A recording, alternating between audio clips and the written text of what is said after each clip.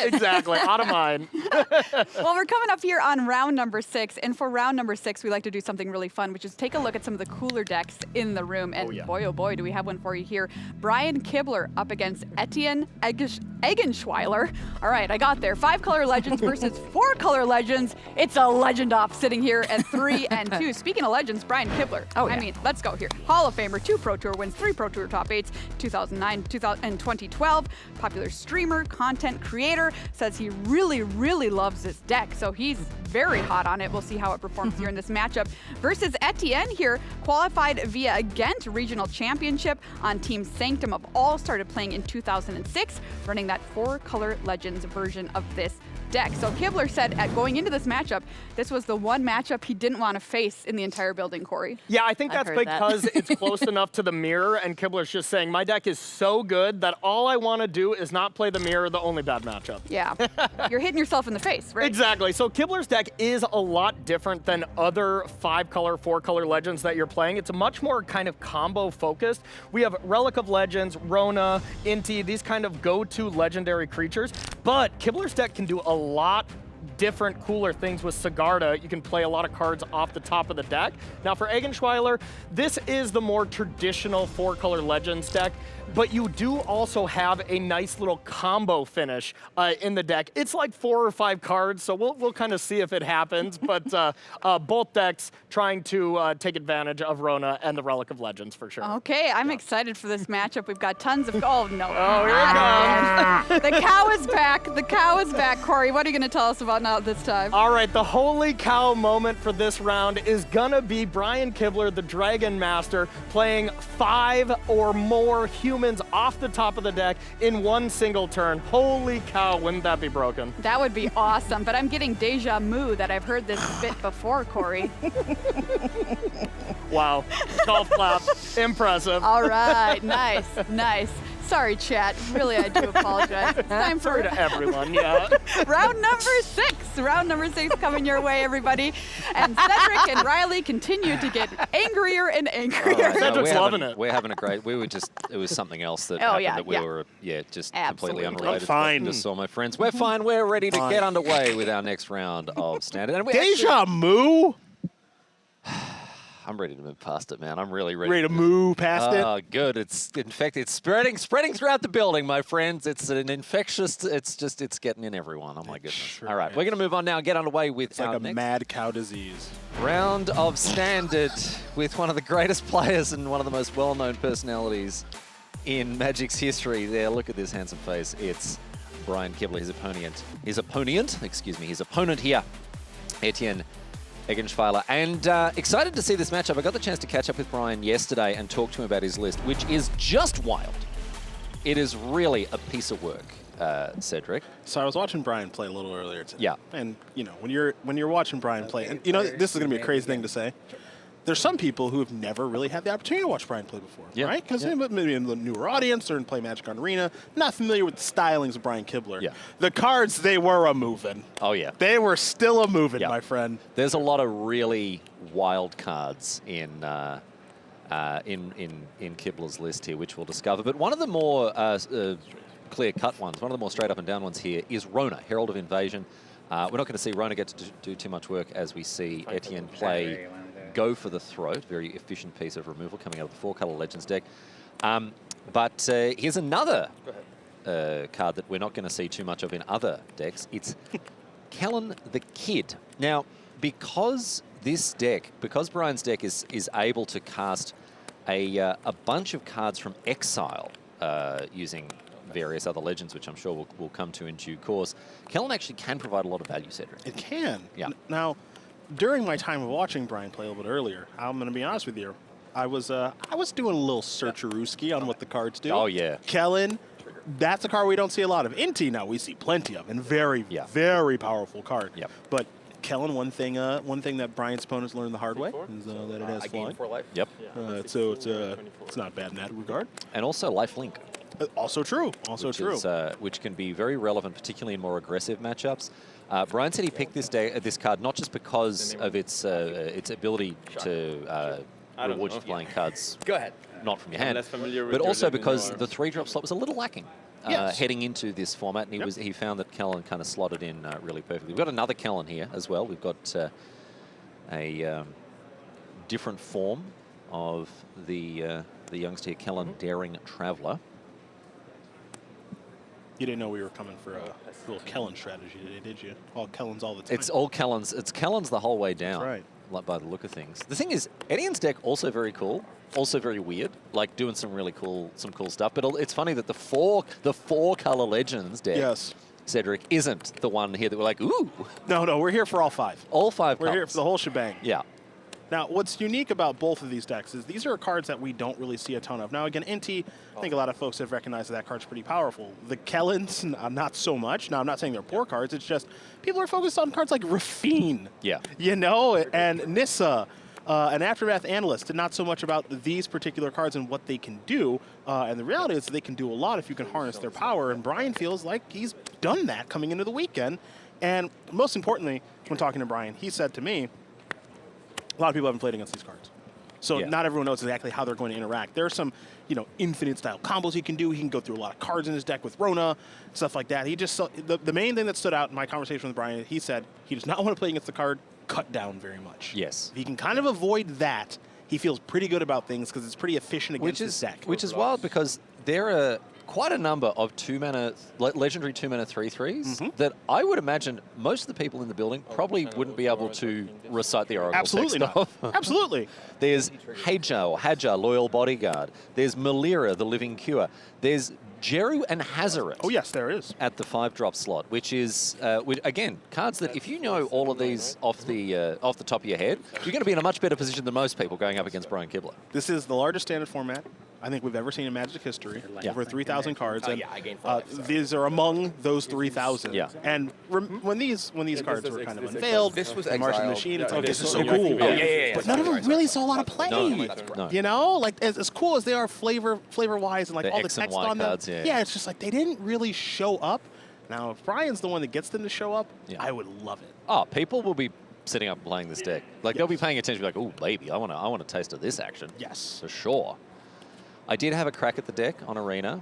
I loaded up last night and played it. I was very confused.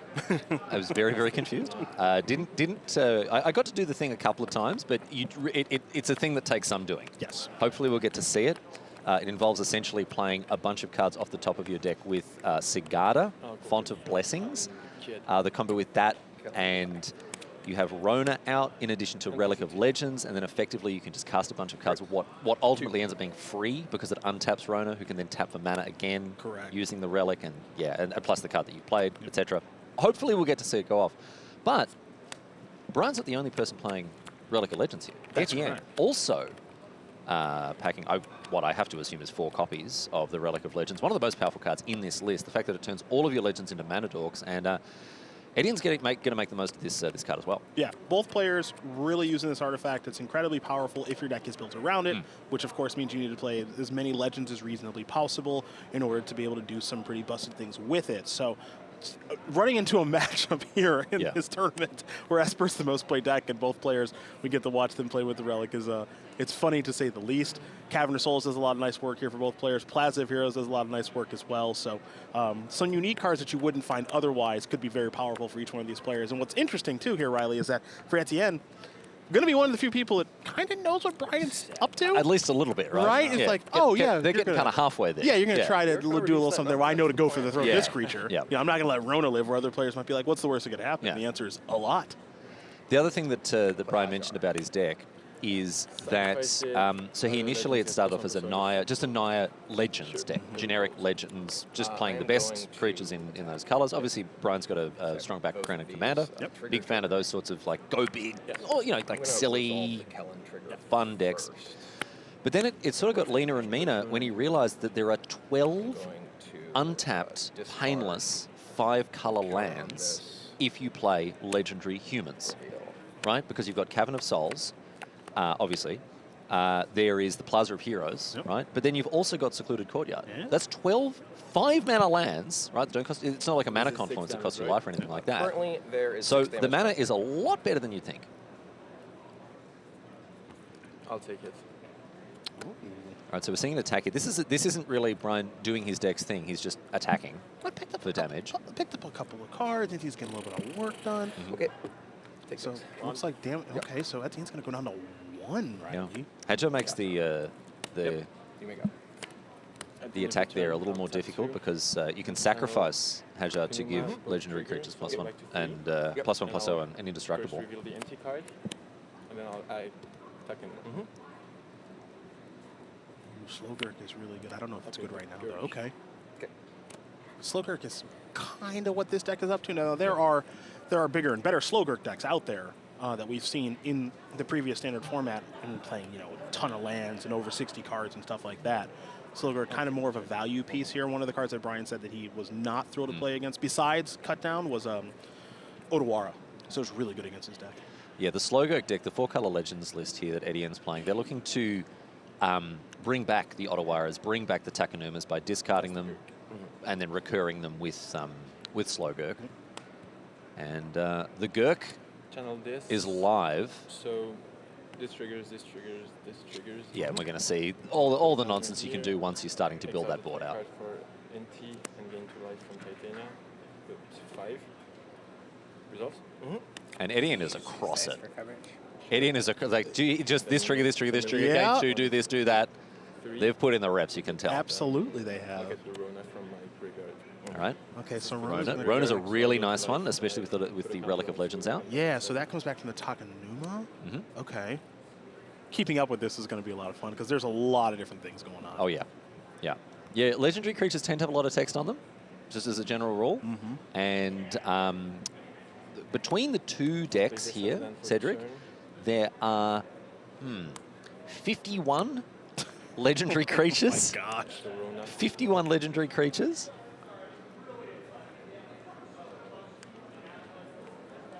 There's about 15, 16 different card names. None of them are Rafine. Not a single one of them is Rapine. I'm so used to being Rafine and children.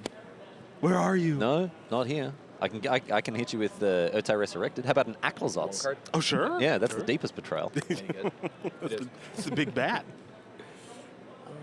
All right, back over to Brian now, I believe, or what do we... We are on Brian's side here. What are you thinking Brian about? did a quick check and just said, you're at 7 life. A question is kind of saying, can I cross the finish line here? Yep, you're at 7 life. Can I get that to 0 this turn?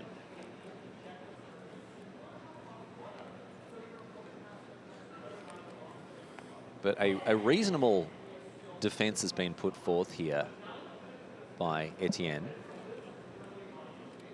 That Slogurk is up to a 5/5.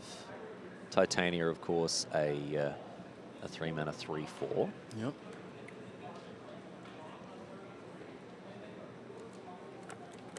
And something that's you've always got to keep in mind when playing against these legendary decks. A lot of them obviously operate mostly at sorcery speed.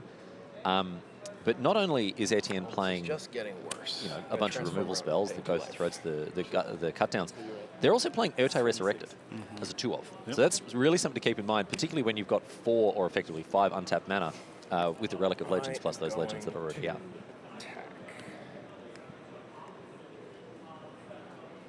Yeah, go for it. All right, Rona's been flipped here. Rona's been flipped into Rona Tolarian Obliterator mode. We see that all the time. Oh, everyone. Right? We don't need to explain it. We can get that off. We're going to get off that off the screen. Everyone knows this. That's an everyday occurrence right there.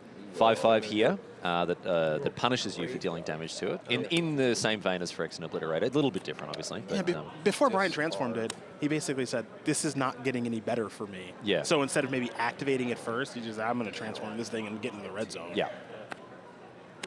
Okay. Okay, a Ganjo. But Brian doesn't have any mana. So he's just turned every single one of his cards, every single possible card he could, he's turned sideways. Yep. And he's just said, Eddie, you deal with it. It's your problem now, mate. All right, I'll sit here and you can figure out whether or you've won or lost. Brian, of course, Pro Tour champion. Two-time Pro Tour champion. I remember he just when I first started playing, actually. Was it Dark Ascension in Honolulu? Yeah, Yeah. that's the second one that he won. The Yeah. first one was Pro Tour Austin with Big Zoo. Boseiju. Seiju here from Etienne. Your Plaza up here, right? Okay. So it puts a counter here. I gain Gain 2 2 life. I Yeah. was going to say the 2 life's probably really important. Putting the land in the bin is going to get the extra trigger out of Titania Go here. get my land. Yeah, sure. But does this mean that Brian can activate the Eiganjo? And I'll remove the 3 counters from Slugger, bring it back to hand. Let's see how the slower And at goes. least Okay, so I get the trigger, bringing back Yeah, Auto yeah, and second. this is the. Oh, but the what I'm worried Ottawa, about. the Ottawa Yeah, is right. This is why I was like, I don't want to play this match. Yeah, there it is. This is exactly what he Yeah. told me earlier. They're going to removal. He said he didn't want, and now I'll because of channel the this. relic, the Otawara Targeting is cheap. Yorona. Like he's got the Trigger legends my on the NT. battlefield, Yeah. and he can do the Otawara this way. Yep. This is exactly the thing that he told me yesterday in the players' party. He did not want to play against. Just disaster here. Yeah, it's just the ability for someone to be able to get Otawara back again and again and again. Yep. Is fine for me. Just keep bouncing those not legends fine before for they me. really have Yeah, I know. Not have fine a at chance to do all. anything. I will sacrifice Hajar. Yeah. So, Which would make this 5 right now. yes. Yeah. And this is bound. This goes back. So I'm at 6. Yeah, it's Yep. brutal. That's So absolutely- Hajar provides I needed that +1/+1 to not indestructible. A counter on Slugger. Yeah. That was what we were aiming for. Yeah, exactly. And it was. So here's the interesting Okay. thing too about that kind of exchange, which again, this is a this is not the normal. This is what we prepared for. Yeah. Your partner in the booth. We were Yeah. prepared for And it is your turn. aftermath analyst and Rafine, all that stuff, right? So Brian was telling me he didn't want to see this stuff, but the other thing he told me I will. is he set this prepped for a ton Yeah. for this tournament, but he did it in isolation. He's like, he said, I was playing standard before the new set came out, and I was just loving it, Yep. right? So before Thunder Junction hit, he was like, I was loving it anyway. So I was playing a ton, working on this Legends deck, and then got a bunch of new tools, and I was like, I think this might just be it. And so he was just playing Legends a lot, and he's like, I was winning a ton, I was doing really good in the draft format, and so he's like, I don't see other people really working on this deck, so he was thinking This is not about in my main deck. posting his hang deck. on 1 second. Sorry, I don't want to So- interrupt No, you you're here, good. Cedric. Which But card is not in your main deck?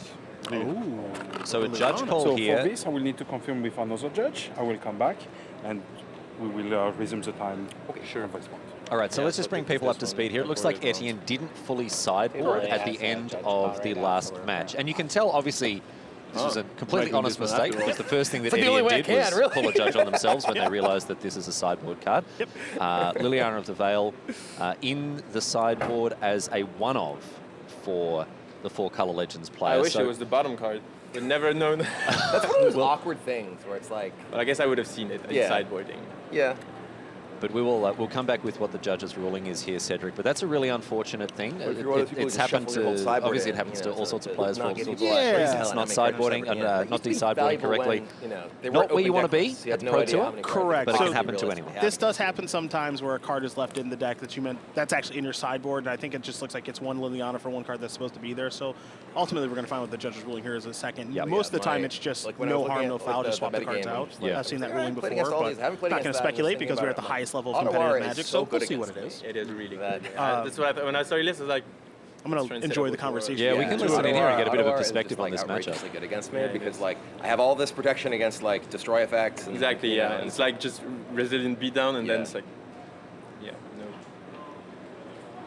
So yeah, the bounce spell. It's funny because bounce spell's obviously usually less effective as a form of removal. It's temporary. But as Brian was saying, when your deck is filled with two drops like Malira, right, which brings something back after it dies, with Hajar, which gives him indestructible, Yep. go for For the now, throat yeah. is a lot Second less of a one's threat than coming, Ottawara. depending on where this game's going. They're very stickler about the dice. Yeah, of course. If I have even bigger dice. Always gotta one up, though. They can bring the novelty, the huge like foam dice you use in primary school classrooms. So it's really I power checked move. with All right, judge is another back. Let's judge. settle I'm this going to in. explain what I want to do, Yeah. and then before we do anything, you will have the opportunity, both of you, to appeal if you don't believe that this is the fair ruling. Here, basically, this card, we did not see any other copies so far into the game. No. And there was no decision that you took based on the presence of this card because this is the first time you see it. So what I want to do is switch this card with the card that is supposed to be in your main deck. Before we do that, I also want to go with you Of course. through that deck to make sure that there is no other problem. Yeah. So let's do that right now. Is there any part of a deck that is supposed to be random, or that you know the position I think of? everything's random. Everything's random. Yes. So I know nothing that's gonna of it. be easy, because then after we do that, just shuffle, I right? can shuffle. Yeah. So once again, what I want to do is make sure there is no other problem. If there is no other problem, it's easy. I can just switch one-on-one. If there are other problem, I will need to figure out which card goes where. And for that, you will be involved, and you will decide for which card where they go. Oh, you'll get to choose. This is great. Exactly. This is a fun So this is sub-game. what I want to do.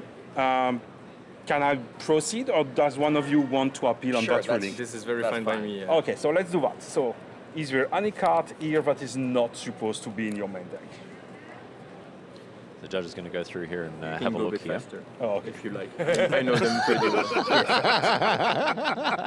I just want to make sure that I give you a fair chance. But I Stop think you this a is a bit good too example, slow, too Cedric, fast, of but how judge calls like it is this all do good. resolve. Everything I is think a lot good, of so it's going to players, be very particularly easy. maybe There more will be inexperienced only newer one players, card are on often your sideboard intimidated that by is not the supposed to idea be of here. calling a judge. I agree.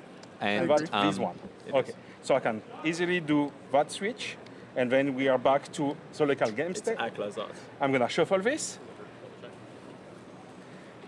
You will get a warning. Please don't do that again. Make sure that you I check. promise I will try. Yeah.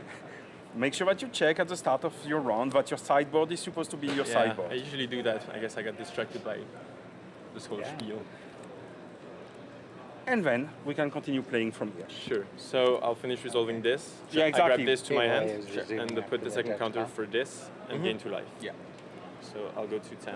I think we're back in business. I think we're back in business, All clear. and this should go to show players who do get a little bit intimidated, a little bit maybe Gain 2 life. fearsome or 10. worried I gained 2 about before as well. Yeah, it's about calling a judge. This is what judges are here to do. They're here to help, here to solve problems. They're not here to punish people. And Etienne will walk away with a warning here. This is a way to track these sorts of infractions. If it happens once, the judge is like, okay, honest mistake, everyone makes them. Starts happening more and more, then the judges take a close look and say, well, this is either clumsy or malicious. Both of them are a problem. You need to tighten up, right? And this is where we. I've had plenty of warnings. I'm sure you've been given warnings. I have. Been played as well. It's not an indictment on your play skill, on your standard as a Magic player, unless you're picking them up at a rate that is deemed unacceptable. So hopefully, newer players watching this will take away from this that they should just call a judge. They're the solver of problems. Yep, That's that's what it. they do. Now, the problem is that Brian has a big problem here. Yeah, I don't think the judge is going to solve that problem. Yeah. I don't think the judge is going to solve the problem that Brian is probably going to lose this game. Yeah. That's not a And problem. Brian said I'm all good. Yeah, yeah. After all that, the problem is solved Right before this happened. just like that. And we can take away 2 things from that game. Okay. These decks are both very sweet, very fun. Yes, they are. And very complicated. And can I tell you the other thing? Please do. Etienne's not going to make that mistake again. No, I don't think so. No, I don't think they are. No. I think Etienne is going to be very vigilant about de-sideboarding for the rest of this tournament, because this will certainly be one way to make sure that lesson is learned very quickly. Anyway, we move on now to game number 2. Etienne Eggenschwiler up 1 game against Brian Kibler, the Dragon Master here, who rather disappointingly is playing a 0 dragons in this list. But all the same, a good start for both of these players now, with Rona opening the account. Yeah. And, oh, even better here. This is exactly what Brian wants to see. Rona into Relic. So this huge is stuff. This is a nice 1-2 punch as far as a start for Brian is concerned. Good mana. Rona, one of the best cards in the deck, especially alongside Relic of Legends. So all the mana is kind of online, alongside a little bit of acceleration, a little bit of card filtering, and now it's about finding the right pieces to the puzzle to try to get this game over with before Slogan shows up. Look Yeah. at this. That's right, here we 1-2 go. punch coming about on both sides, but it's even better for Etienne, who has a 2-drop to follow it up. It's really good. It is really good. It's the nut draw. Yes, it is. Yep. And then I'll pass it to you. So- this is great because Etienne says it's the nut draw, and the only person that probably knows that's true is Brian or the other Legends player. Oh, yeah, for sure. So the reason, for those who may be wondering why this is so good, the interaction between Rona and Relic, is that Rona can be used as effectively as a mana dork that untaps. Whenever you cast a legendary spell, Rona untaps, and then you can use the mana from Rona to cast more legendary spells. And this is why this is such a blow now for Kibler, the fact that There they Beseiju are. It's untapped. It doesn't matter. has destroyed the Relic. So bad news Yeah. for Brian here. Yeah, Brian's start was great. Etienne's start is better. Somehow even better. Yes. Yeah. Boseiju, hell of a card. And we see it mostly in older formats, not that much in standard, but it does have some applications here too, to be sure. And we just saw maybe the best one. All right, I'm going to loot with Rona. Draw a card, discard a card. Brian thinking about maybe some of the options he has, which he can cast this turn. Can cast it thanks to that Cavern of Souls. Let's go. And here it is. All right, this is another huge card in this list. So Joda giving all legendary creatures you control plus X, where X is the number of legends. So it's like a coat of arms, right? It's coat of arms. So Rona at the moment, +2/+2. Yep. Well, I am taking 3.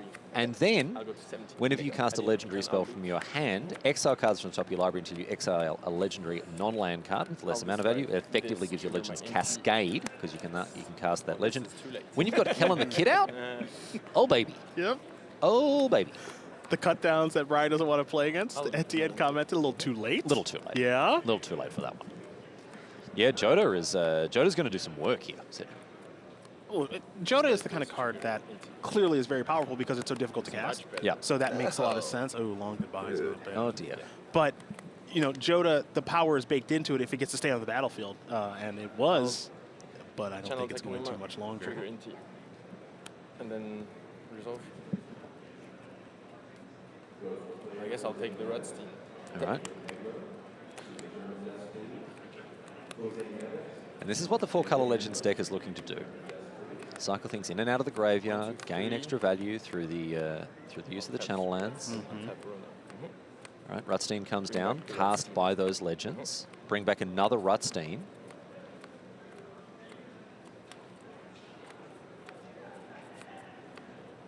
And wow, this is really this is taking me back. Just the flicking of Kibler's cards around his hand while he waits for his opponent. This is classic. There's a classic Magic experience that we're enjoying here. Brian Kibler at the Pro Tour, flicking those cards back and forth while he waits for his opponent. Relic is busted in this deck. Oh yeah. Oh my gosh. You seem quite concerned. Cedric's really worried. I can tell he's got like a strained look on his face. The gears are going in my head. I'm like, Etienne's going to do this. Then they're going to do, oh boy, this is really bad. All this stuff is effectively free. Yeah. It's like, this is a lot. But, okay. Let's get stuck in now because Jeru and Hazoret comes down with a Joda. Land, you know? Yeah, I know. So I will trigger the Cascade effect. Yeah. So this is the second ability of Joda. It'll find a legendary bless. Exactly what Brian wants here. I think that was possibly the best hit there for him. Declare attacks. Yep. Yeah, I would too. Yep. In they come. The Jeru, because Brian is hellbent or maybe just heckbent, I'm not sure. He's able to get in for a bunch of damage. Don't forget, these creatures have +3/+3. So Jeru and Hazoret is an 8/7, while Joda is an 8/8. At the end of turn, okay. It's fine. It's fine. It's all fine. Okay. I'm gonna is it fine? choose Urtai. I'm gonna cast Urtai. I don't think it's that fine.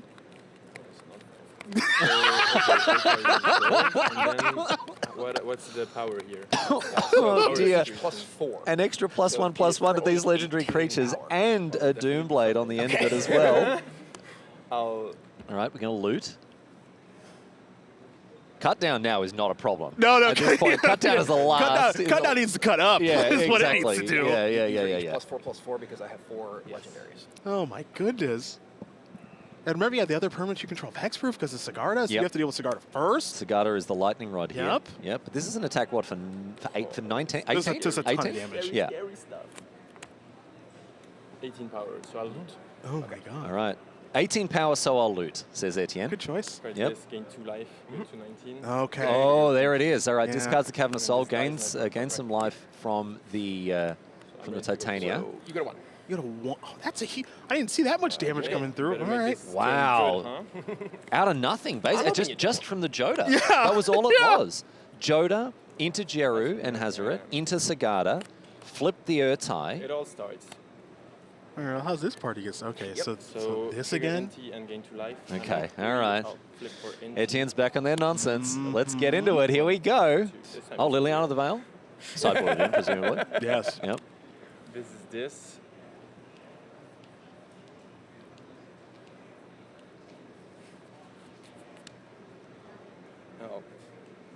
And Etienne really has to do something here because that Joda... I mean, Brian's got the best stuff going on. Yeah. I'm at 5. Another 2 life thanks to the Titania here. Matter, but they might. What a wild match of Magic we're watching here, Cedric. What a pleasure it is to bring it to you around the world, wherever you are. Thanks for being with us here from Seattle.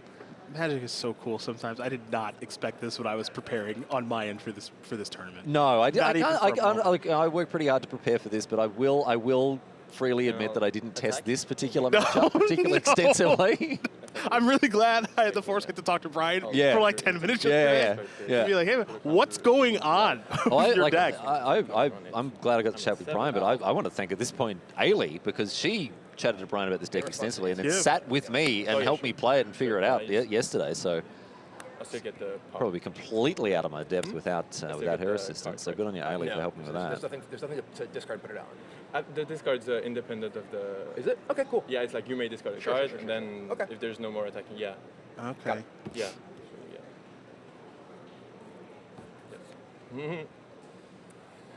All right. I believe that run is in hand, right? Yes. Yeah. Yeah. It was brought back from Takanumi. Yeah.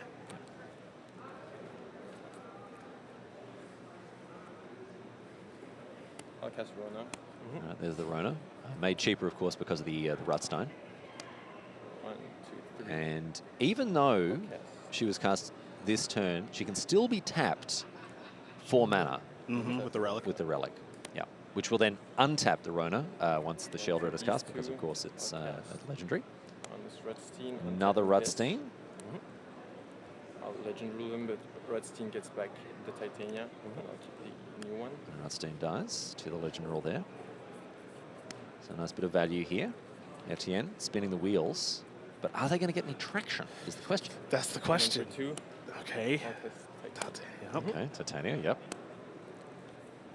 So again, it only costs 2. Don't forget the Rutstein discount is still there. All right, passes. So did manage to build out a fair bit of board presence there. And take 2. Brian will take 2 from. I tell you what, not miss that trigger. He was never ever not taking 2 off that. I was missing that trigger. Oh no, no, not Etienne though. Yep. Not Etienne. There was no chance they were letting Brian get away with that one. All right. Sorry. What are we hitting? Actually, I saw the top card of my deck. But So, is there any other card in your deck? It's fully random, so I can just shuffle it to destroy information. Yep. I'm going to do that, give you a warning, ask you to be more careful when you cascade. No worries. These go on the bottom. So it's Judge, technically, it's actually not cascading. Oh, sure. I guess that's true-ish. It was literally that on the bottom of my deck. Wait, what does this do? That actually does put them on the bottom, yeah. Oh, here we go. Let the mess begin. Some number of cards which you should have known. That is true. If you do remember the 5 there are some other number ones. of random things in Jared Hazard that were not picked. So that here I shuffle your deck. Is there any card that you both know? I know none of the cards. Okay, so unfortunately I cannot just use your words to put the cards. Totally fine. I'm sorry about that. Here I don't think there is anything I can do that is reasonable that would restore the situation. Sure. We're all good. Don't worry about it. Okay, so these do go in the bottom. They do. And then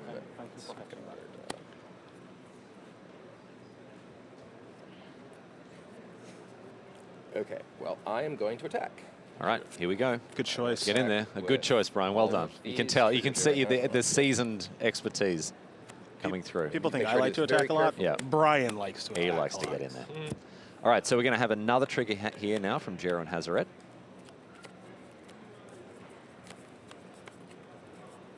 And this is one of those rare occasions where Shieldred having Death Touch is actually relevant. If Shieldred hangs around. Shieldred is able to block, but yeah, 4/5 Death Touch is a weird set of stats. Legend rule, and this one will be. Oh, going after the Titania. Okay. Peek with my cigar. Oh yeah. Okay. So we'll see. Oh wait, this is lethal, right? Yes. This It's a lot of damage. Lethal, Yes. Yeah. All of those creatures had like plus a billion, plus a million, so that was largely academic, and Etienne not having anything there meant that they go down. Oh, and we have our game number 3. Okay, so for a second there, I thought Brian was on 5 cards, No. but a little update to the cards in hand. Okay, so here we go. As we can see, both players on 7. And that's what we want. Good choice. And we're kicking things off for game number 3 of what has been a titanic match of Magic. This a match very, has- very entertaining This match has game. been awesome. Yeah, it's been a lot of fun. But Etienne off to an early lead, I would say, with Rona. And for Brian, instead, it is just Malira, the Living Cure, as you can see on your screen. A Watch Wolf, classic old card from Ravnica, the green-white 3/3. But a fair bit more text on this than just the old Watch Wolf. It does. I will block. Poison counter text, not likely to be relevant Figured you here. might. Exile Malira, the Living Cure, choose another target creature or artifact. I guess artifact if it's a relic. The relic, yeah. When it's put into a graveyard this turn, return that card to the battlefield under its owner's control. Okay. We've seen this sort of effect before, and it can be very useful in protecting your key creatures. For example, a Rona, or I guess a Joda if we get there. Yeah. Right? Yep. So Malira sort of playing a similar role to Hajar in this deck in terms of protecting other creatures for no mana. Nice start here for Etienne with the I'm going to shock you by naming human. The Inti. Inti Alongside the Rona? after the Rona Yeah. here. Oh, Yeah. so here's the key card. But it's Relic here Yep. for Brian. And then an Inti of his own as well to match the Inti on the other side of the battlefield. Etienne loots. They'll draw and discard. And it's Slogurk into the bin. Now the thing. Yep. Oh, and has it again. All Yeah. right. So the Beseiju here on the relic, on the cheap. Which, yeah, this is an interesting spot, right? Because Brian wants to keep relic because relic is busted in his deck, but you have to lose Malaria to do that. Is it Never worth used this it? on an artifact before, but I can. Yeah, there you go. He sees it. Yep. He sees the interaction we found. He's putting it together here. Yep. We're going to do that.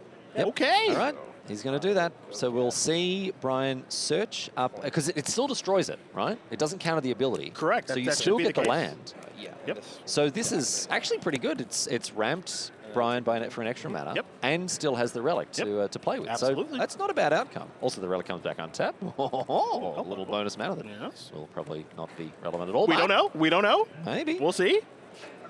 I don't think there's anything instant speed 3 mana here. Don't think so. It's all creatures all the time. Well, there's the Urtai, but that's 4. That's true. A lot of air ties in here. Ah, yes. Okay, so now the engine That's what we're doing. for Etienne. It's that kind of game. Both players have a relic, but Etienne has the better base right now, and it's getting really good now. Yeah. Jeez. Liliana of the Veil still untaps the Rona and will immediately go downstairs. Target player sacrifices a creature. Yep. Doesn't leave Brian with a lot of choice, and away goes Inti. Proving ground, and back over to the Dragon Master. See what he finds for the turn. As you can see, double Urtai in hand, secluded courtyard, presumably come down, name human. And then, is that another Inti as well? A backup copy for the one that was destroyed. Yeah. Or sacrificed, I should say. But still, I think the momentum firmly, the win firmly in Etienne's sails. They're in a good position here. I like Etienne's position more than Brian's, but Brian has the ability to interact because of the air ties. So, I mean, I think we have a lot of game left to be played. A lot of Magic left. to Yeah, play. I think so. A lot of Magic left to play. You may go. I'll activate Rona in the turn. I'm going to respond. I'm just Yep. deciding how. All right. This is kind of the pressure point now of how to use the air tie. So let's remind ourselves of what Urtai can do. Flash, 3/2, 4-drop. When it comes to play, counter target spell or destroy another target creature or planeswalker. Either way, its controller draws a card. There's Urtai there. And going after the Rona, which really, Cedric says to me, it sort of demonstrates just how important this card is in this match. Rona's unbelievable on both sides. Yeah. Yeah, and not just, I shouldn't say in this matchup, it's so important to both of these decks. Yep. It really is the cornerstone of these two decks. Inti, I think, is very good. Yeah. I think Rona is the best of the bunch. Yeah.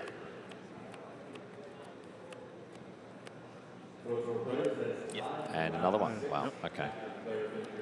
Again, being tapped for mana here, thanks to the Relic of Legends. Etienne get gurked. That's the Get gurked, they say. Brian gave the kind of the sigh there. That's the most problematic of the bunch in my estimation. Play this as a land for turn.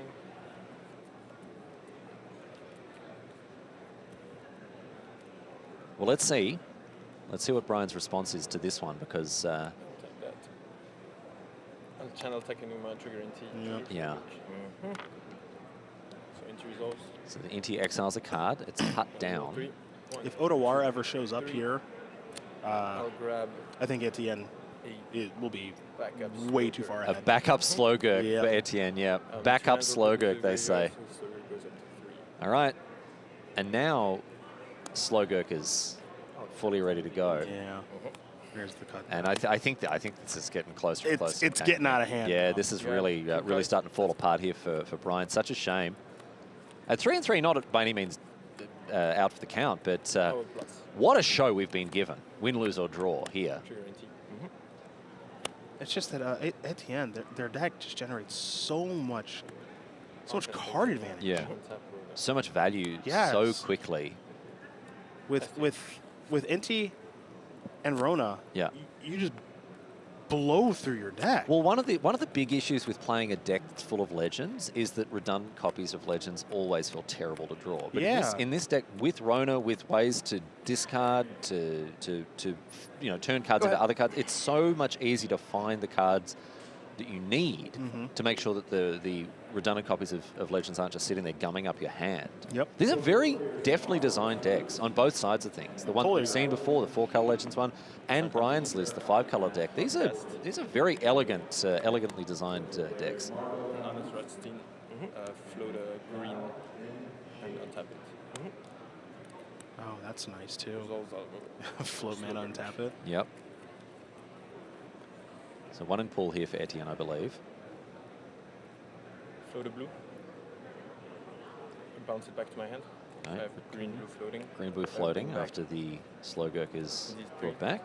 Yeah, this is outrageous. And now, look at this. Double Takenuma and a Beseiju. Yep. And with the green blue, I cast Slowgurk and tap this. Yep. Slowgurk only costs 2. It cost 1 mana. Yeah. Effectively 1 mana because it was free to use the mana from the Rona. Yep. So now You're casting Slowgurk for what is floating. effectively a single mana. Black, I'll channel Takenuma. Gain 2. I'm at 22. Is that right? Trigger this. Trigger this. Gain life from the Titania. Yep. You're getting mana from the Rona and cards when you need them to be. And there's the Otawara. Yeah, there's the Otawara. So I think that's probably the check mark there. Bring It's back too much. another Rona here. I'm at 24. And now the Slowgurk can do it Yeah. again. I've seen enough. I've seen enough. And let me say, what a performance from both these players, but particularly Etienne Eggenschwiler. That was a clinic, an absolute clinic on how to play this 4-color Legends deck. And I know there are going to be players all around the world watching this broadcast right now that are very racing to Arena to see if they can scrape and cobble these decks together to give them a go on the ladder, because these look like a ton of fun to play. Those decks were both awesome. That's really the first time I've actually really seen them go do their thing, right? Like, you look at the deck list when we prepare for the show and say, okay, I've got an idea of exactly what's going on here, and a little bit of tapping here, draw some cards there and stuff. But when you actually see the snowball get rolling, it's all your spells are kind of free, and you have access to everything you want because of Takanumas, and then you're actually just churning through your deck to try to find specific things. When that thing gets going, it's really good. And I know that coming into this round, Riley, this was kind of like our, hey, we're gonna check out some of the weird stuff that's going on. Some of the cooler decks, that might just be a really good deck and not a weird deck. Yeah. Man. Yeah. That was awesome. It was a lot of fun. Yeah. It was a lot of fun. And the good news is the party don't stop, my friends. We've got more magic to bring you from this round. Let's check in now with Maria and Corey, who are going to bring us up to speed with what's coming up next. You're not going to want to miss this match coming up next. Kevin Anctil versus Hall of Famer Shuhei Nakamura. Kevin's playing a black-white mid-range deck that has the ability to reveal a Shadow of Mortality off a Caustic Bronco and deal 15 points of damage. Shuhei, on the other hand, is trying to assemble a ton of lands in the graveyard, bring them back into play, and cast a World Soul's Rage for lethal. All right, everybody, we've got Shuhei versus Kevin coming up next.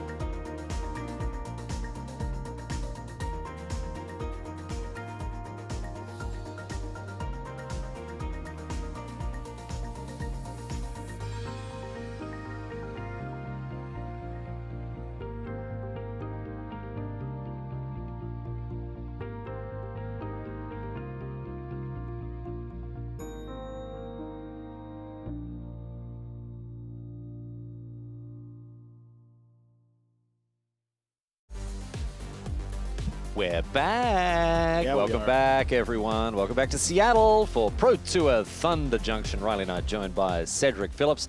And what a pleasure it is to have your company as we get into some more weird, wacky, wonderful decks here this round. We're getting stuck into an Orzhov list in the hands of Kevin Anctil, which has Caustic Bronco, or as some are calling it, Dark Bronkfident. I love it. I'm going to get that one off the ground. I'm glad you said some, because I ain't one of them. All right, that's fine. Look, that's you know, right. no one's forcing you, buddy. It's all good. You call it whatever you want. If you want to be boring, that's all. That's your choice. That's your right as an American. Temur Analysts on the other side of the battlefield, which I still consider a pretty wacky and wonderful deck myself. But it certainly pales in comparison in the weirdness factor when it comes to what Kevin is playing. So game number 1 was won very swiftly by the Canadian. So we're going to jump straight into game number 2 here and see if Kevin can give us the goods. This card, Caustic Bronco, is not a card that we've seen yet. Oh, but we're gonna. But hopefully we're going to do it. If it's not this match, at some point over the next couple of months. The card is awesome. 2 mana, 2/2, Snake Horse Mount. Yes. Yeah. That's where it starts. That's where it starts. And that's where you know you get money's worth when the card starts off like that. When it attacks, reveal the top card of your library, put it in your hand. You lose life equal to that card's mana value. Very similar to an old card, Dark Confident, right? The grandparents of Magic will tell you all about when that card was actually good. Hi, how you doing? And if it's saddled, your opponent loses the life instead. That's right. So the idea here is that you Caustic Bronco, saddle it, and then flip the 15-drop that you're playing in your deck, Shadow of Mortality, and ding 'em.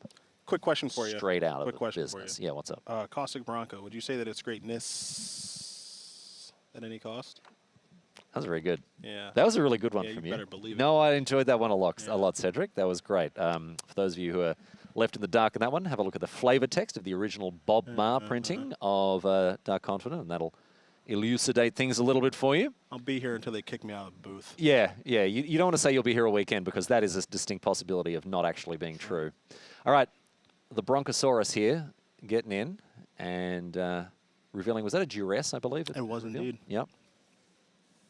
So the Caustic Bronco is just a generically good card with a lot of upside. Yep. So there's a lot to like about this card in this deck, in this matchup, just in general as a 2-drop for black-based decks. How Awesome it doesn't card. have Death Touch is beautiful. Yeah, I don't make the cards. Yeah. I just play them. Yeah. Sort of. So killing it is probably a smart thing to do. Now, if you're Shuhei, what your deck does is, look, we've watched this deck a little bit earlier. Get all the lands into play, kaboom, all that other stuff. But also, more importantly, stop Kevin from doing what he's trying to do, because clearly Kevin has been able to execute his game plan once, being up a game. Yep.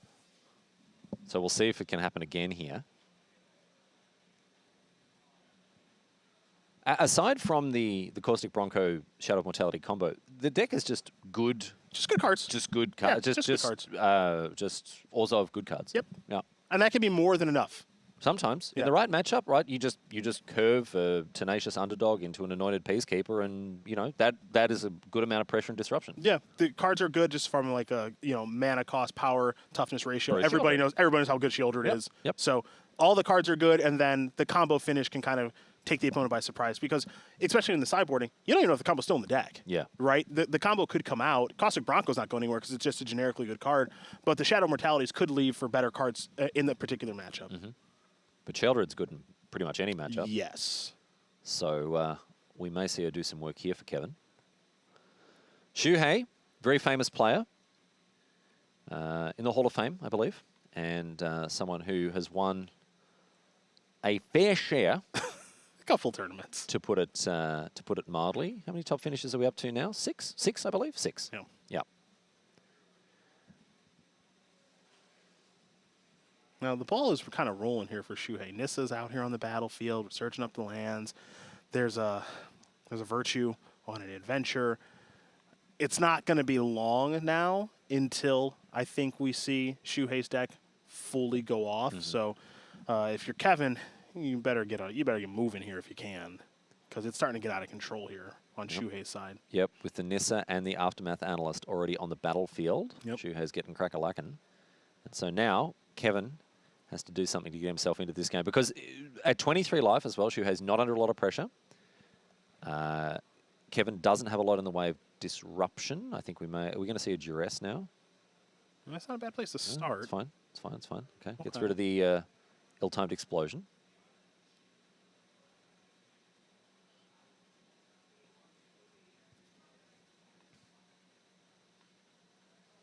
Shuhei not a player that I really associate with combo decks like this. No. Shuhei has a pretty wide range. You know, we'll generally just kind of play whatever he thinks is best. Good, yeah. Yeah, you know, but it is notable that Shuhei has gone down this road again when Esper is the most played deck. Maybe feeling again that has a good matchup against Esper, at least a game plan that is sufficient. Maybe he just wanted an excuse to play a bunch of those beautiful Theros basics. Oh, they are nice. That could be it. You know, they are nice. Not a lot of decks play a lot of basics. You know, we True. see a lot of 4-color, 3-color decks that are just playing 1 or 2 here and there. And Shuhei's got a shoebox full of these Theros lanes. Like, well, I don't get the chance to play these things. Come on. Oh, we're gonna do a little. Whoa, look at Look at us. wow. Well, we just. You've never seen a game like this before, have you? No, we're getting. This is a. Okay, never mind. We were getting all cinematographical there for a while. Might be going horizontal. Yeah, we're getting stuck into the little Dutch angle just now.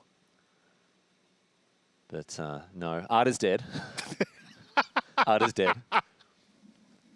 Where's our grainy monochrome filter? Right. Let's put this in sepia. Right. You know, we'll have to talk to the guys in the truck. Yeah. Afterward. Yeah. Yeah. I got some big creative ideas for how we could improve this this stream. Do. Timeless Riley Knight. That's it. I'm going to call it. I want to win an Oscar for my Pro Tour broadcasting. That's right. Yeah. Another Kellen. How many Kellens are in this format? 3, I think. I think there are 3. It's at least 3. Yeah. I can tell you that much. We've watched a lot of Kellens in this round. There are, I think so. No, there's 4. Yeah, of course. There's 4. Yeah. Kellen the Kid, Kellen Inquisitive Prodigy, Kellen Daring Traveler, and Kellen the Fey Blooded. So many Kellens, so little time. Yeah. And the only need you play a 4-color Kellen, all in Kellens. Oops all Kellens. Yes, you can. Yeah. Shuhei's kind of cooking here a little bit now. Yeah. This is where the Temur deck really starts to do its stuff. When it's got a bunch of those Capenna lands in the bin, yeah, and is able to cycle through them along with the Nissa. Yep. Yeah. Get a Spelunking involved?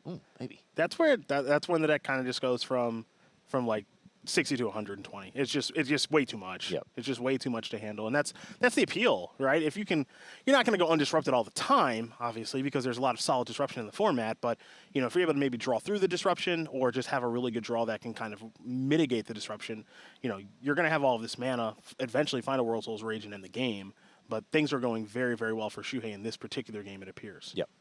And so now I think we're at a point where Shuhei's going to start to run out of basics. Yeah, 6, 6, and 4, Forest, Island, Mountain. So I think there's like 1 mountain, one island left in the deck, something like that.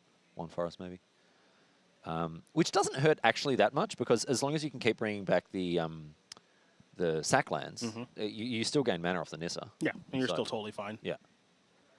And once you get the, as we see now, once you get this Virtue of Strength involved, you just triple your mana output. So all of these now tap for 3 each.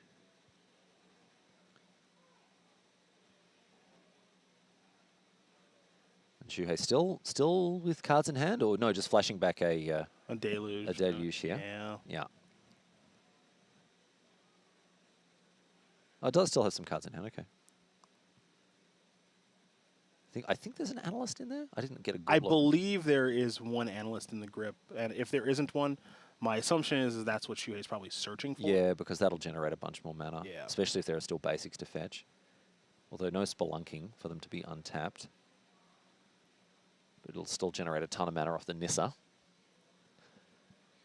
I'm glad Virtue of Strength found a home. I love those sorts of cards. Well, those kind of cards, whenever they kind of show up, everyone kind of looks at them and it's just like, well, they are really expensive. Yeah. So, how good can they, like, once it's on the battlefield, you get to untap. Yeah. How good is it? But, the fun part of the equation is, even Interrupter. Okay. But the fun part of the equation is, can you actually play it at the same turn and still do other stuff? And in this deck, you can. So the Aven Interrupter is really nice because it plots the cards. So it's not like Shuhei can't just go, okay, sure, I'll just pay the cost and cast again. No, you got to wait. Yeah. You got to wait. Actually pretty nice. I like that card a lot. Aven Interrupter. I do. Yeah? Yeah. Okay. Yep. Here's the Here's the Analyst and the Kellen. Yep. Okay, and that'll do it here for Shuhei. Back over to Kevin now. He's got the Aven Interrupter, the Sheoldred, a couple of cards in hand. Draw, gain. 4 cards in hand here for the Canadian, I believe. They better be good. Well, one of them's go for the throat. All right, that might be a That's start. a decent start here. Okay. All right, and touch the Spirit Realm. Artifact or creature. I know that from Vintage Cube. I've tried to cast it on enchantment so many times. Yeah. Yeah. So somewhere between his hand, the stack, and the battlefield, Kevin woke up to that, and instead going to take out the Nizzard. But hey, still a nice valid target for it. Yeah, we tend to lump these sorts of cards into just the Oblivion Ring. You think it's just pile. an Oblivion Ring? Yeah, it's not quite. Try to kill your Planeswalker. Yeah, try again. Yeah, it's not going to work. Yeah, so this is the plot with Memory Deluge is fun because Memory Deluge cares about how much mana you tap for it. Oh yeah. Yeah, so interrupting that is actually awesome. Because it means you have to pay more mana to cast it. Yeah, so I think this is what the two players are talking about right now is with the plot, you pay 2 more. So how exactly does it work? Because, the plot stuff is free. Hang on. I'm not a judge here, right? But it's always been my understanding that if you disrupt a spell with flashback, when it's being flashed back, it gets exiled. But I guess because Aven Interrupter exiles it as part of the resolution of that ability. That is correct. It's still plotted. It's not just exiled like vanilla style. You're doing well. Wow. Yes. Okay. Because if you just counter it with like a counter spell, then it's exiled and it's gone. But if you counter exile it, then it can still be cast. You're correct. Oh boy. All right. We're all learning something today. We're all learning something today. Okay. Shuhei here. Fiddly farting around with 500,000 mana. Yeah, this is one of those times I like to say mana is not the bottleneck. Yeah. Oh, yeah. Not even close. Nope. Now it's just how do I win the game? The game has been won. The game has been won. Yeah. So that question has been answered. Yep. And we're going to go to game number 3. I think at that point, it's safe enough to just pack them up. Yeah. Because of the overwhelming mana advantage and also just the potency of the threats that the Hall of Famer had there. Shuhei's rocking out in the sideboard here. He's doing something that we've seen quite a few people do this weekend, which is just going to some big creatures in the sideboard. Yep, Titan of Industry. Yeah, Titan of Industry, Bonnie Paul, excuse me, and just going, I'm going to try to just win the game that way. 2 copies of Rest in Peace in the sideboard for Kevin, and that'll be something that Shuhei will be keeping a close eye on as we see the Bronco hit the bin.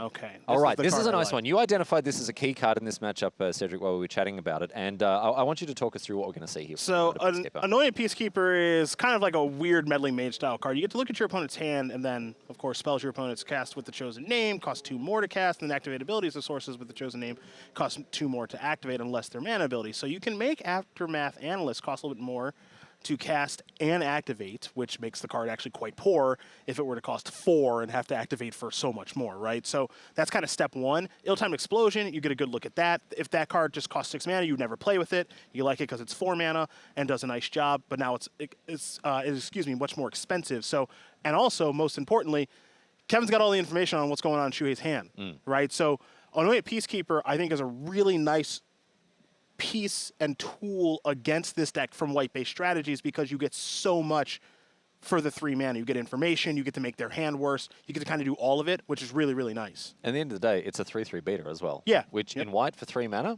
totally fine. We take that every time. Totally fine. Some formats it's a little too slow. Standard, I don't think that's true, and I think it's very good in this matchup. And now Kevin knows effectively everything that he needs to play around from this point. Right. Oh, Rest boy. in peace as oh, well. Boy. So Kevin came prepared. Yes. He came ready. Yep. Rest in peace and anointed. The Peacekeeper. The We're anointed keeping the Peacekeeper peace. is combining here for a bit of a pretty savage 1-2 punch. Yeah, we're fully pieced out here. Anointed Peacekeeper, Rest in peace. Yep. All Kevin wants, just 5 minutes peace. Just maybe a peace of mind. Yeah. Coming Just up. wants to chill.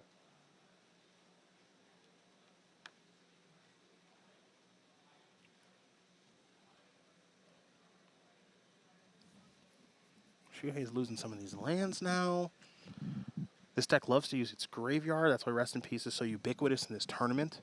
I think it's the most played sideboard card. It's either that or Pest Control. Yeah, Pest Control certainly an impactful card from the new set. And given Kevin's setup right now, I have Rest in Peace on the battlefield. I know what's going on in your hand because of the Peacekeeper. I've taken your Sweeper.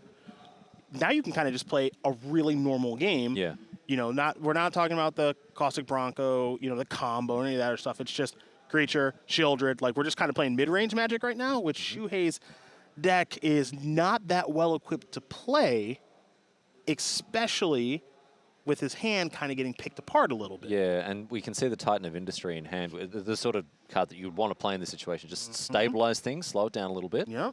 But he's a long way away from playing that. Long way away. Rest in Peace switches off the primary game plan. Like those Aftermath analysts are now just 1/3s. Yeah, like in fact, they're nothing. 1/3s that destroy the top three cards of your library. Yep. Not the kind of card you would normally play. And even just a bit of collateral damage on the memory deluge is very nice from the Rest in Peace as well, you know?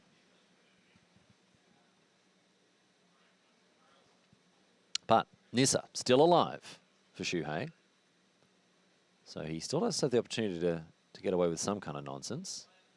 Nissa, a great advocate for nonsense, broadly speaking. This is true. This card is a nonsense enabler. Sheldred, no nonsense card. No, this one we've seen since day one. Yeah, no nonsense. Very, very low nonsense threshold when it comes to Sheldred. Not as... Even though Esper's most played deck here this weekend, it's not as ubiquitous of a card as I thought it would be. Esper has a lot of cards to choose from. Yeah. And black decks in general have a lot of cards to choose from. Doesn't mean that Shieldred's bad. It just might not be at its best this No, it's particular kind of been weekend. crowded out a little bit, right? Yeah, I mean, there's a lot of options. When the standard format is this big, Yeah. and now if anybody defaulted to just playing a lot of copies of Shieldred, wouldn't blame you. Also wouldn't blame you for attacking with it right now. We used to see Sheldred played 3 or 4 pretty consistently. Yep. Now we've seen maybe curves lower a little bit as well. Yeah. Maybe half a turn has been shaved off of the speed of the format. You can't play 4 drops like this and just expect to get away with it. You know, you need to lower the curve, play 2 drops, play 3 drops. Plenty of removal to handle it too. Yeah. So. Yeah.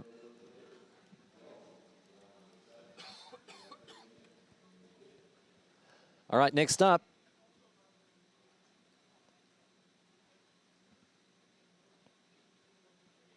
Let's see what's coming.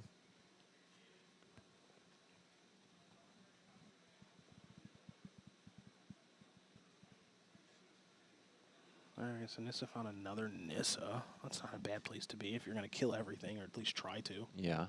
With ill-timed. Ill-timed explosion to destroy the 2 cards on the opposing side and then replace the Nissa.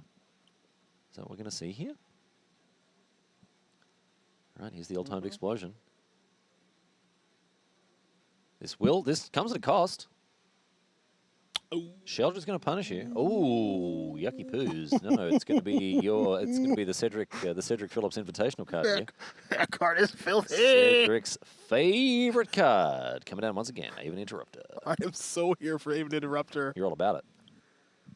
All about it. And now the clock is really ticking here. As we see, are we going to offer the trade here with a Peacekeeper? That means it's 6 damage will get through. Shuhei fall down to 7. Shielded trigger fall down to 5. What's the... Oh, okay. Uh-oh. Uh-oh. Uh-oh. It's lethal. Oh, my goodness. With Insatiable Avarice targeting you. Wow.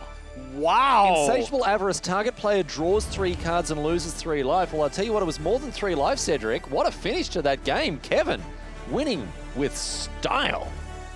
Proof that you can bring a brew, if you want to the Pro Tour and take down one of the world's best in Shuhei Nakamura. That was very well played there by Kevin. So we didn't get to see kind of the awesome Caustic Bronco combo, but that's a combo we didn't expect to see. And again, the Blacklight deck we just watched, this Orzhov deck, just kind of sometimes just good cards is good enough, right? Just I'm kind of doing my thing. I'm interacting with you a little bit. The Rest in Peace was clearly good. The Peacekeeper is really good from getting the information. And then a very timely Aven Interrupter. Yeah. I mean, I wouldn't mind if they put in the Vintage Cube for me.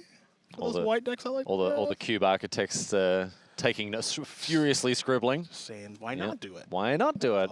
And the question we're asking ourselves now is, why not go to another game and indeed match of Magic here as we continue our coverage of this round. Brian Boss and Jose Hilario.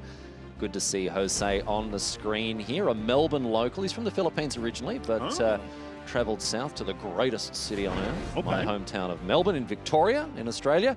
And it's great to see him succeed. A well-liked figure in the Magic community in Australia, and also someone who has really proven that he's got what it takes to run with the big dogs. Not the first time we've seen Jose at the Pro Tour. Won't be the last either. But this matchup here, all-out aggression. You'll be very pleased to see Cedric. You're a big fan of aggro decks. We've got Mono Red versus Boros. I'm thrilled, and you know Jose, and I know Brian. Oh, here Brian, we go. Well, Brian tell us about the boss. He's a Midwestern player, I believe, St. Louis. Let's not insult the guy. Okay. No. Like, just say he's a Western player. You don't have to say he's from the Midwest here. Oh, the That's region he's from. We used to play in PTQs together back in my college days. So wow, about 15-ish years ago. Yeah, I was going to say back in the 1930s. That's right. Yeah. And he's trying to give some beatdowns here with Monastery Swift Spear, which I certainly do approve of. So I have a feeling this game and the rest of this match may not take very long. Yeah. This is why we're sneaking it in right at the end here. Right. Yeah, we see both players really just wanting to get stuck in and cause a bit of a ruckus. So, Monastery Swift Spear plus Homestead Courage on one side of things, and we've got Kumano faces Kakazan on the other from Jose here, who's going to follow it up with a Lightning Strike on the Swift Spear. A very well-timed strike as well, because obviously the Swift Spear would grow out of range of that pretty quick. And so that's off the battlefield now. Although it does mean that you miss out on the second chapter of the saga there. So Boros Prowess is the name of the game here. It's not Boros Convoke, and you can see with a card like Illuminator Virtuoso what we're trying to do. Illuminator Virtuoso with cards like Homestead Courage. Ancestral Anger. Yeah, it can grow out of control very quickly here. Monstrous Rage too. So reminds you a little bit of maybe Simon Nielsen's deck from the last Pro Tour. Uh-oh. Yeah. Okay, all right. So a little bit of a fight here as the Lorenz Escape attempts to save the Illuminator Virtuoso, but Jose came prepared. I got a backup, he says. So this man's obviously played against Thragtusk a fair bit. Always carrying 2 spears. Yes, indeed. So the Virtuoso is exiled. And Hilario now able to attack with the flipped Saga. Etching of Kumano gets in. So the tricky part about a matchup like this from Brian's side of things, Brian doesn't play a ton of creatures, so looks like 16. And so there will be draws where you've got kind of all of the setup, but no creature to actually play the Monstrous Rage on and play the Ancestral Angers and all that other stuff. And Disguise creature. Oh, okay. Oh, what all right. disguise? Well, I can tell you what it is. If you want to spoil the surprise. No. All right, Cedric, you block your ears and I'll tell Let us watch together. No, you want to watch together? Yes. Oh, yes. dude, it's like the one job I have is to name. No. Let's. It's It's one job. Let's get a little tricky. Twitch chat. What do you think? Well, tell us, like and subscribe. Tell us in the comments. That's right. What do you right on the back think? of a cell. What are you doing in the truck? No! Oh, dude. All right. Are we going to name and shame the person who put that on the screen? I boo the team. That is so Oh, we're excellent booing what the they entire do. team. I boo the whole team. The whole team. Not just Caroline Party. I mean, you know, maybe it's not. Could have been anyone. Maybe it's not Fugitive Codebreaker. Maybe they're trying to level us. Do you reckon Caroline's playing with our heads, That's is she? right. Yeah, all right. We'll see. We'll see. A mysterious creature. Thank you. Facing off. Tough to kill, Ward 2. Ward 2. Could be anything. Who knows? Facing up against the Etching. And indeed, Godric, Cloaked Reveler. It's a card that's seen a bit of a resurgence in the red decks recently. Very powerful card indeed. Really good card. Yeah. Oh, yeah. Really, really good card. Okay. The disguised creature gets in. What is it, Sarah? It could be anything. I hope one day to find out. Could be anything. I do. Yeah. Well, according to the rules of Magic the Gathering, we have to at the end of the game. That's right. At some point, we will know. We will. We will for sure. Yeah. This is a very clumsily handled attempt at the cinematic cinematic technique of foreshadowing. You should see Cedric. Oh, friends watching around the world, you should see Cedric. This man has got his head in his hands. Who hates me? I can tell you, it's Caroline Party out in the truck. That's who it is. Oh, dear. Well, I hope it gets. I hope we. Yeah? I forget it. All right. I got nothing. Yeah. I bet she's cackling away. Caroline Pardee. Of course, Sam Pardee's ex-girlfriend. That's not. No, dude, I fell for that so hard because Sam tweeted, right, saying something like, oh, Caroline's not my girlfriend anymore. And so I was really, like, sensitive and delicate about it the next time I saw her. I was like, oh, hey, you know, hope you're doing okay. She's like, what? We got married. I'm like, ew. That's a very. And Sam's going around high-fiving the entire room, patting himself on the back. He's having a great time. Sam's a little trickster, I'll tell you what. He absolutely rumpa-dumped me with that one, I'll tell you what. All right. Say that card 3 times fast. We've got the slick shot show-off. Well done. On the, in the plot zone. Sometimes I think R&D are just like, right, we're going to make Marshall and Riley and Ailey's job as hard as possible. Let's print the card Honored Hierarch. Yeah. You know? Slick shot show-off. Well, this one actually is good. I like the Hierarch. Yeah, but what I'm saying is every now and again, they just throw us that curveball. They do. The creative department are like, you know who has it too easy these days? Magic the Gathering commentators. So, you know what I kind of actually like about this disguise card here? Yeah. Again, disguise card. Is that... Could be anything. Oh, yes! Oh! Well, what do we have here? Well, we got the Codebreaker. What do we have here? We've got the Fugitive Codebreaker. Well. We finally figured out what it is. Yeah, who knew? No one knew. It was a mystery to all of us. Fugitive Codebreaker. No one could have foreseen this. Oh. No one could have foreseen this. Couple of cards coming. What I was liking about it is that it's very hard to kill. Yeah.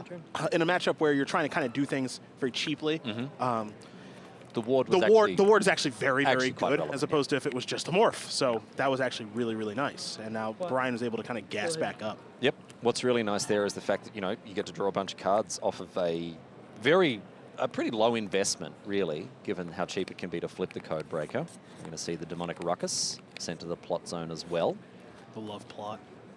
You do strike me. I think plot is awesome. Oh, the mechanic. Yes. I just thought generally. Love it. Generally speaking, you do seem like the sort of, you know, you seem like a bit of a devious. You like to plot. Yes. You plot. You've got plots and schemes. Oh, well. Oh, what could this be? The plot thickens. The plot thickens. Yes. It could be anything, Cedric. You bet it can be. It could be absolutely anything. We'll never know. Well, we will know again according to the game, the rules of the game. But let's not spoil the fun. All right, in they come. Godric, Cloaked Reveler. Interestingly, a card that doesn't have the cloak ability. That's true.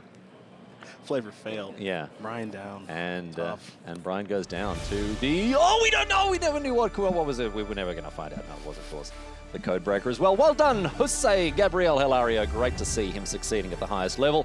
And looking forward to perhaps a few more rounds of his mono-red deck in the future. Cedric, what a pleasure it's been. That was an absolute banger of a round. Certified good Magic all the way down. I had a great time. We got to celebrate the kind of the full catalog because we know, just like you know, that Esper's the most played deck at this tournament. So we might as well celebrate the whole catalog, see what's out there. And it doesn't mean these players and those decks aren't going to do well over the course of this tournament. I've especially excited to watch the 4-color Legends deck a little bit more. And Kibler's deck if he's able to continue to make a run here because I think his deck is really cool too. But there's some power baked into some of the stuff that we just saw, and it was nice to be able to highlight quite a bit of it that really good to put it on show. But as Rich said, Rich Hagen, as we were preparing for this tournament, you know, we got 30% of the field on Esper. That means 70% of the field think it's not the right call. So I'm very interested to explore what else people brought to bear. But right now, we're going to wrap things up for this round, and we'll be back with more Magic, my friends, before very much longer. Stay with us. We'll be back at the news desk here in Seattle.